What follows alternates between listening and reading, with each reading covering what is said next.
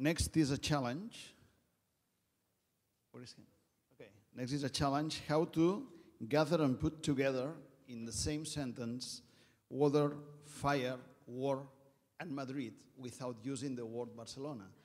Well, the artist is Dr. Hug March from the Urban Transformation Group, and the solution is urban ecology under fire, water supply in Madrid during the Spanish Civil War.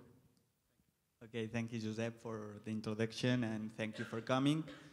In the next 10 minutes, I will try to succinctly present the main results of this paper, which I co-authored with Santiago Gorostiza from Universidad de Coimbra and David Sabri from the Autonomous University of Barcelona.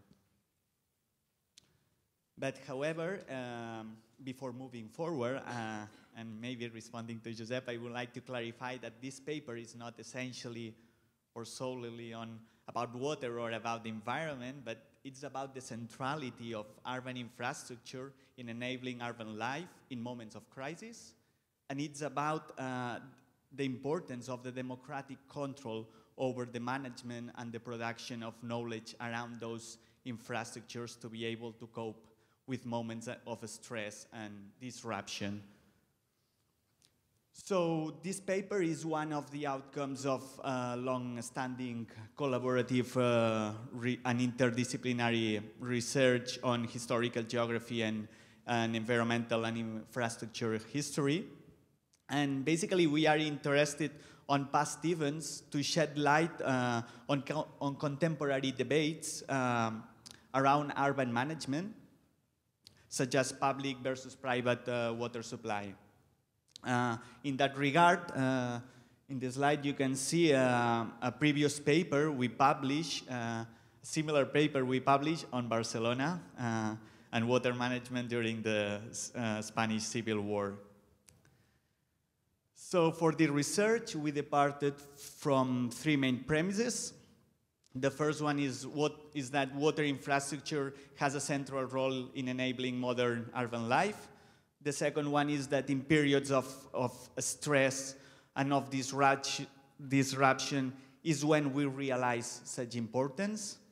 And the third one is that there has been a systematic obliteration in the literature on the role of human agency in sustaining complex urban infrastructures under periods of urban stress. So while in the previous publication that I showed before, we focused on Barcelona, this time we wanted to explore a rather different situation, which was the case of Madrid. So a quick overview on Madrid.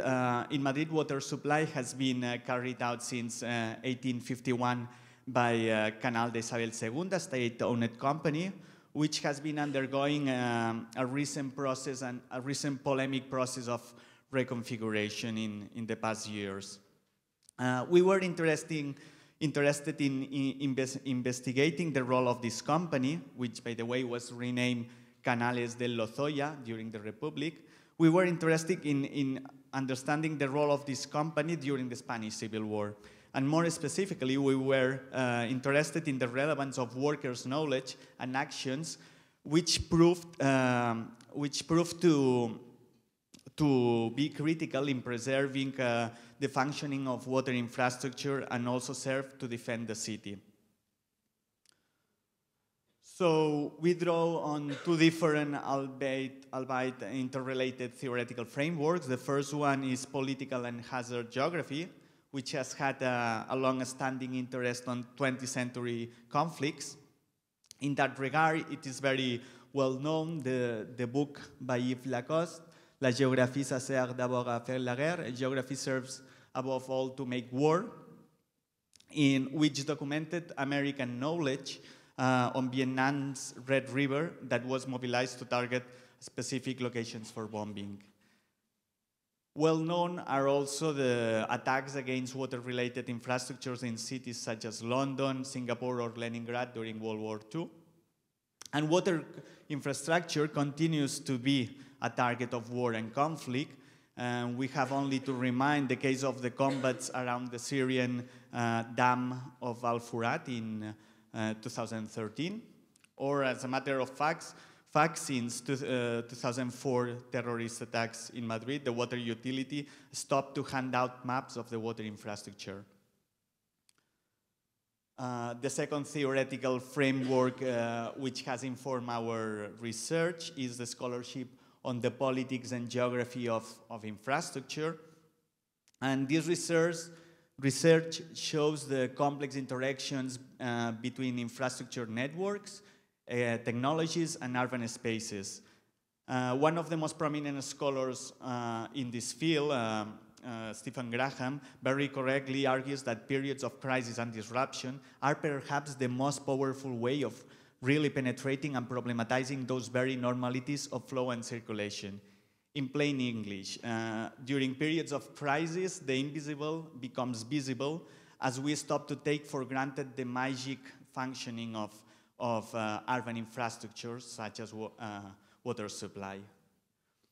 So to carry out our historical research in Madrid, we draw on archives and secondary written resources, as well as oral resources.